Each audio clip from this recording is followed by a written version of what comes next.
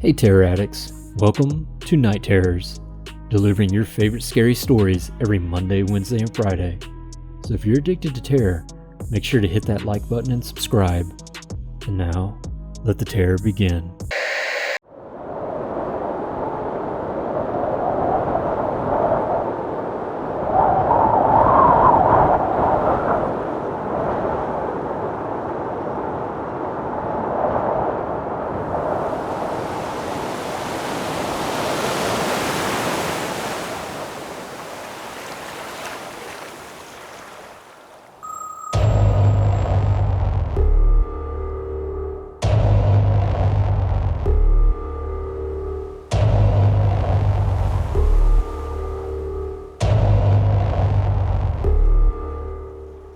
I saw the source of the dark circles. It stemmed from a huge conch shell, the walls of its curling spirals so dark it made the night glow around it. Worming out of the opening was a long coil of pink flesh shining with dripping water. It was thick and oozing like an infected tongue, and at the end of the 2-foot span was the torso of a person. It grew out of the pulsing, shimmering muscle, and its face was bloated and waterlogged. Its eyes were black and a smile ripped up its face like a deep gash on its noseless face. And it was humming.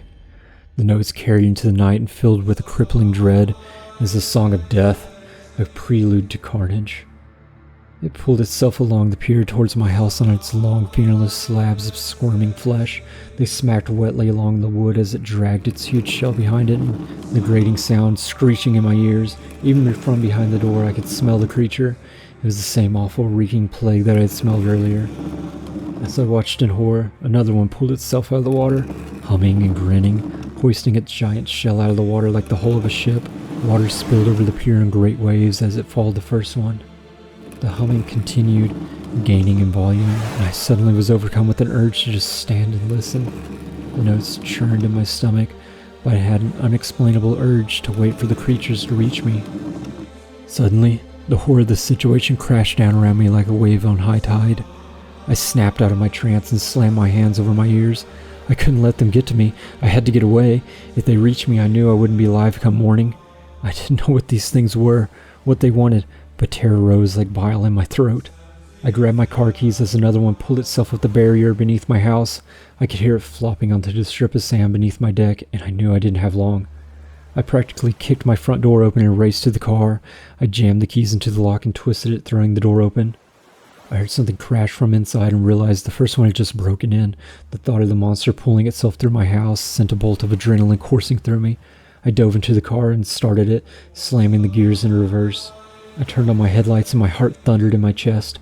One of them was in the open doorway, its worm-like arms sliding along its frame. It was grinning at me, a deep hum echoing towards me. For a split second, I almost pulled back into the driveway, but the fresh adrenaline was enough to force reason upon my confused mind. I gunned the engine and raced towards town. To this day, I have no idea what those things were. I told the police and the local wildlife rangers about my experience, but they don't believe me. To them, I'm just a new resident, unused to the ways of the ocean. I put the house up for sale and haven't returned since. I don't care. I tried talking to the local fishermen about the dark circles in the water. They cut me off as soon as I mentioned them. They told me I shouldn't be talking about such things, hushing me with a quick wave of their hand. I get a look in their eyes, though. It scares me, but it also tells me I'm not insane. I don't know what I've witnessed, what those creatures were, or what they wanted. Just thinking about it terrifies me. I know one thing, though. I'm never going near the ocean again. Something tells me I'd hear humming.